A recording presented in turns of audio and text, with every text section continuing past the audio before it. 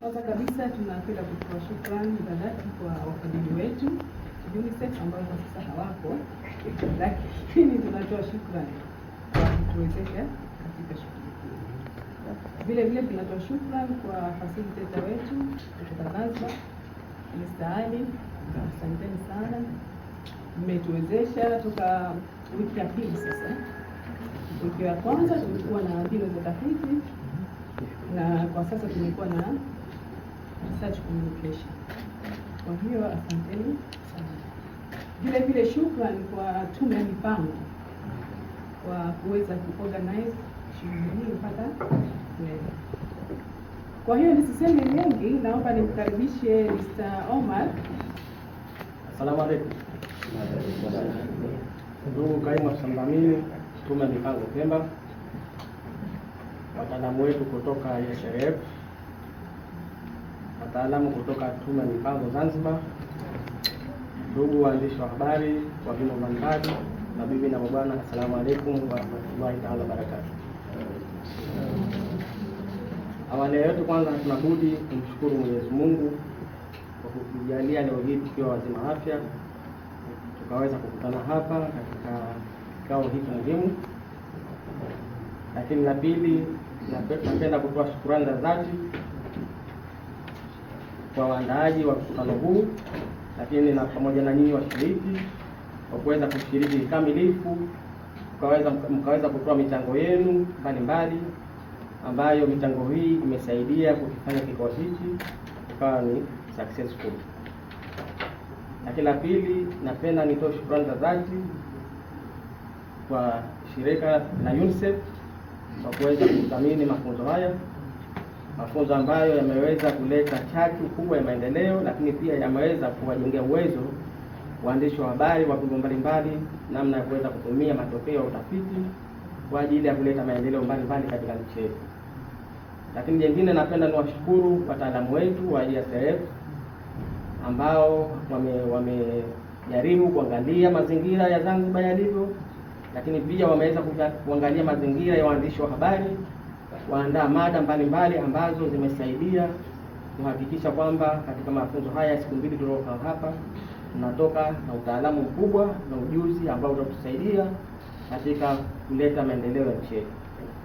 Lakini pia kwa kipekee napenda niwashukuru sana tume ya mipango Zanzibar ambao wameandaa mafunzo haya, mafunzo ambayo tulitarajia tuwafanye muda mrefu, lakini kwa sababu ya ambazo zilikuwa ziko nje ya uwezo wetu tumeweza kuyafanya leo hii na jana, na nashukuru na imani kwamba mafunzo haya yameleta mchango mkubwa katika kuimarisha sekta zetu za habari na ambazo zinaweza kutoa mchango mkubwa maendeleo. Kwa kipekee napenda niseme kwamba mafunzo haya ni muhimu sana. Ni muhimu kwa sababu yameweza kujenga uwezo sisi kama waandishi wa habari kuweza kutumia matokeo ya utafiti kwa njia ya ushahidi, au tunasema kwa jina la kitaalamu ni evidence based research. Lakini pia imewasaidia waandishi wa habari kuweza sasa kujua kwamba kupitia tafiti mbalimbali ambazo zitafanywa, waandishi wa habari wanaweza kupata vyanzo vizuri vya habari na kuweza kuelimisha jamii kupitia ushahidi ule wa tafiti. Kwa hiyo kupitia mafunzo haya na taaluma hii ambayo mmeipata, waandishi wa habari, ni jukumu lenu sasa kuona kwamba tafiti ni chanzo cha habari. Kama tulikuwa tunaona kwamba tafiti ni tafiti tu, lakini tuweze kujua kwamba tafiti sasa ni chanzo cha habari.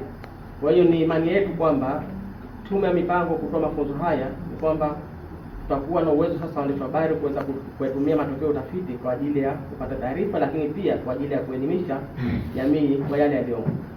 Na nadhani asubuhi Mwalimu Ali alisema pale kwamba wakati wote unapofanya tafiti, mara nyingi tafiti zile kwa zinabaki katika meza au katika shepu au kwa paper. Lakini kumbe waandishi wa habari tulitakiwa tafiti zile tuzitafute, tuzifanye scrutinization ili zisaidie kuhakikisha kwamba kile kilichoandikwa mule kimeweza kupata maendeleo, kwa sababu dunia yote tunayoiona, vitu vyote ambavyo vinafanywa vya maendeleo, ile ni ushahidi wa kitafiti. na yale yote ambayo tunayaona yanakuja katika nchi yetu na yanaendelea duniani ni ushahidi wa tafiti. Kwa hiyo tafiti ni miongoni mwa chanzo kikubwa cha maendeleo. Kwa hiyo waandishi wa habari, ni matumaini kwamba hili mtalichukua, na nina imani kwamba mafunzo haya mliyopata kwa muda wa siku 2 yatawasaidieni kuhakikisha kwamba sasa tuna ripoti evidence based research kwa kuendelea kutoa mafunzo, na tuna imani kwamba mafunzo haya si ya mwanzo, tutaendelea kutoa, kwa sababu katika mwaka wetu wa fedha wa 2026/27 tumetenga fedha za kutosha kwa ajili ya eneo hili la uwezo wa KPCRBD.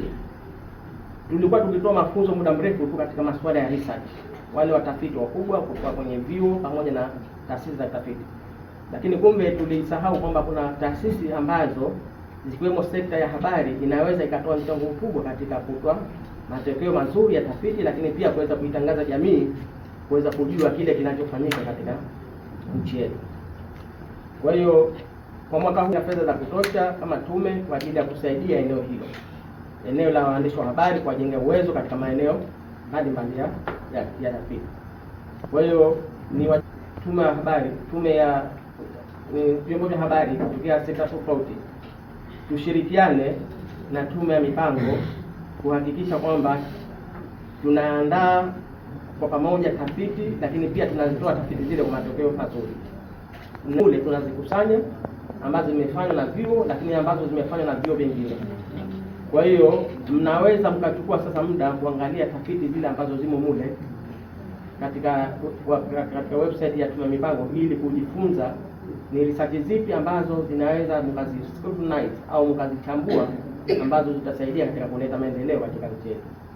Kwa hiyo nitoe wito tu kwamba waandishi wa habari, sasa ni wakati wenu kuhakikisha kwamba mnafuatilia tafiti na mnatoa matokeo ya tafiti kwa usahihi ili akupotosha. Kwa sababu wakati mwingine tuliambiwa kule waweza kusema 70%, ukaona kwamba 70%, lakini 70% ukitranslate unaweza kupata vitu tofauti. Kwa hiyo translation na exaggeration tuhakikishe kwamba tunafanya kile ambacho kimeripotiwa katika matokeo tafiti ndicho ambacho tunaweza tukakiripoti. Natumaini kwamba mafunzo haya yamewajengea vizuri uwezo, na inshallah kama tume ya mipango kwa kushirikiana na wadau tofauti wakiwemo UNICEF na wenzetu wa SRH ambao ni wataalamu katika maeneo hayo, tutashirikiana kwa pamoja kuhakikisha kwamba mafunzo yanayofuata tutaweza kuwakusanya waandishi wa habari tofauti, kwa sababu kama leo tumetoa